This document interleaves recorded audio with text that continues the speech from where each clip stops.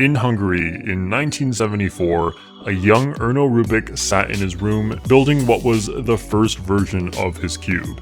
It was made out of wood, and it was held together using elastic bands and paper clips. But eventually, he found a design that could have the blocks hold themselves together. He added one color to each side and began turning it. But he quickly discovered, for how simple it looked, he was unable to bring the colors back to the start. In fact, it took him a whole month to devise a method for solving his cube, and when he finally came out of his room to show his mother what he achieved, she was delighted. Mostly because he would finally stop spending his time on this. Erno Rubik patented his cube mechanism, and in 1977, it was being sold in Hungary as Hűvös Kocka, Magic Cube.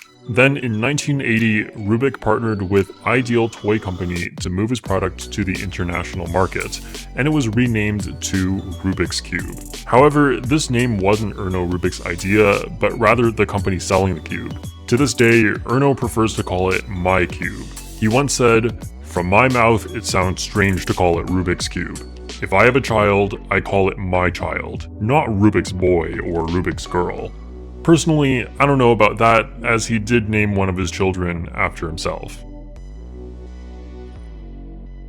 More than 350 million Rubik's Cubes have been sold, making it one of the best-selling toys of all time. And this is just counting the official Rubik's Cube, not to mention the millions of other cubes sold from dollar stores and speed cubes made by Chinese companies, also known as knockoffs. Wait a minute. The Rubik's Cube was so popular that in 1981, a book by James G. Norse called The Simple Solution to the Rubik's Cube sold over 6 million copies. Now keep in mind, this was before you could just type how to solve the Rubik's Cube in the YouTube search bar and find a free Rubik's Cube tutorial in seconds. What makes the Rubik's Cube so fascinating is something that looks so simple can in reality be so complex. With only 6 colors on a 3x3x3 cube, there are over 43 quintillion ways to scramble it. Even the 2x2 cube, also known as the easy one, has over 3 million combinations.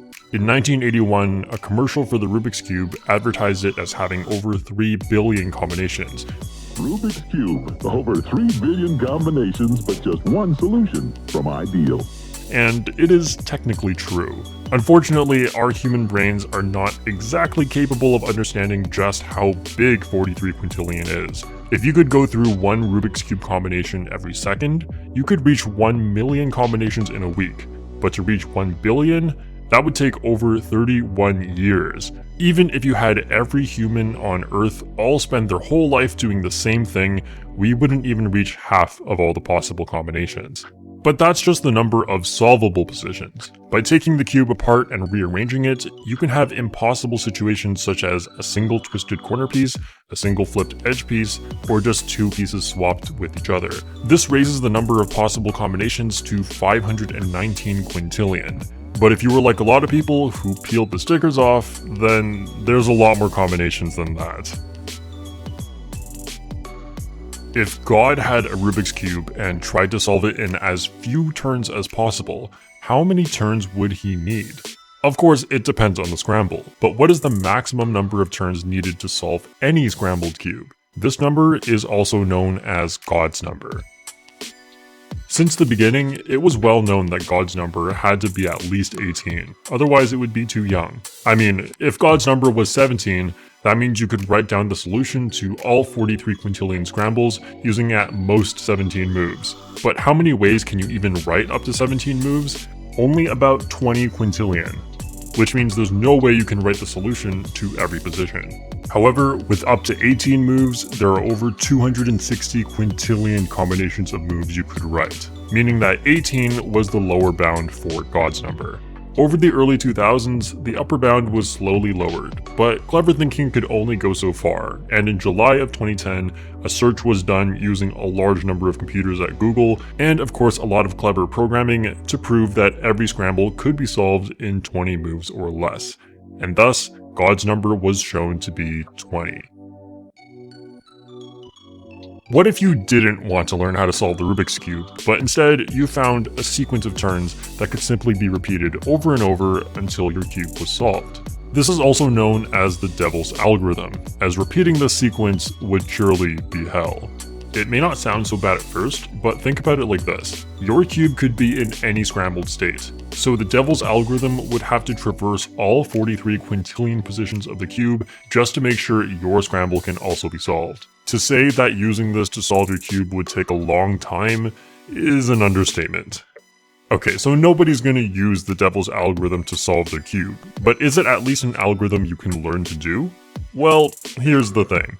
No matter what sequence of moves you apply to the cube, it will eventually bring you back to where you started. Some sequences require only a few repetitions, while some require a lot more.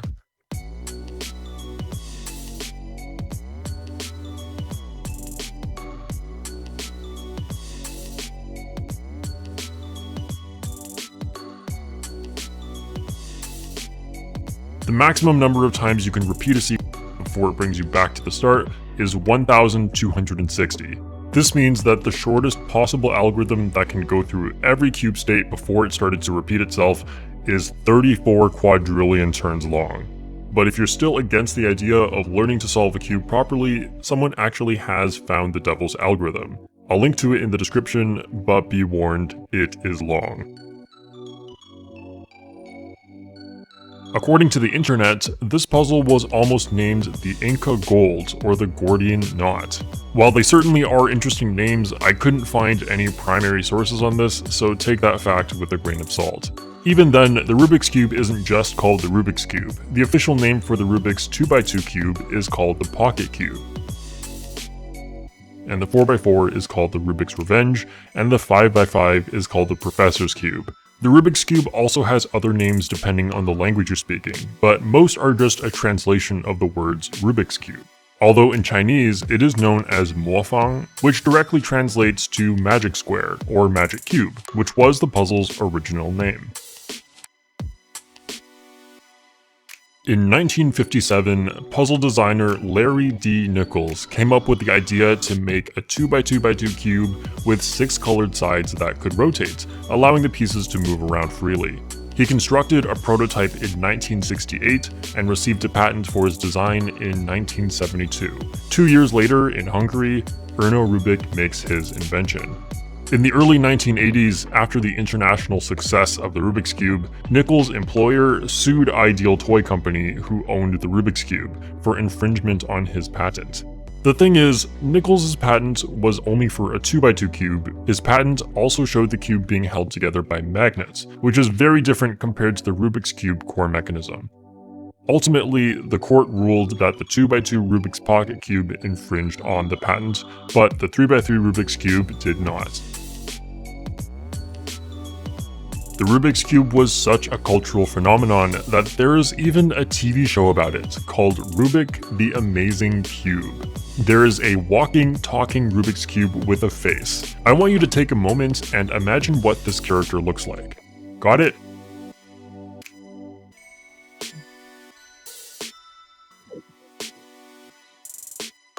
Yeah. The show aired from 1983 to 1985, featuring a total of 13 episodes, each being 30 minutes long. The show follows some kids who find Rubik, a cube that belonged to an evil magician. Rubik had special powers such as flying, abducting children, and giving dogs sharp teeth. Rubik could very easily become scrambled, such as when dropped on the ground, where he basically becomes useless. But as long as the kids could quickly solve Rubik again, he could get them out of trouble. Oh, and episode 11 is called Saturday Night Rubik. That pretty much describes me as I'm writing this script. Naturally, people who enjoy solving Rubik's Cubes are usually people who enjoy a challenge. In this case, building extreme Rubik's Cubes. The largest Rubik's Cube was built by Tony Fisher in 2019, standing at over 2 meters tall, or 6 feet 7 inches. Tony Fisher also holds the record for the smallest Rubik's Cube at 5.6 millimeters, which he created in 2016. The Rubik's Cube with the most layers is a 33 by 33 cube, made by Greg's Puzzles in 2017. The cube has 6,153 parts and 6,534 stickers. Not only does this look like a big mistake of time investment if you tried to solve it, it also looks delicate enough that I'd be most worried about the cube popping. And on the flip side, of course the cube with the least amount of layers is the 1x1. If you don't think the GAN cubes are worth $60, then get ready for this. This is the Masterpiece Cube. It was crafted by Fred Kuehler, the CEO and founder of Diamond Cutters International. You can buy this cube for $2.5 million. Do it, I dare you. It's made out of 18 karat gold, and instead of stickers, each color is made of 25 little gemstones, including emeralds, rubies, and amethysts. It was made in 1995 for the 15th anniversary of the Rubik's Cube. According to one source, the violet side is hidden from public view to prevent anyone from replicating the design of this cube, which I'm not so sure about since, well, here it is. But what I do know is, since this cube is from 1995, its corner cutting must be absolute garbage. On the bright side, they offer free shipping and a 14-day return policy. I hope you enjoyed this one, thanks for watching, and I'll see you all next time.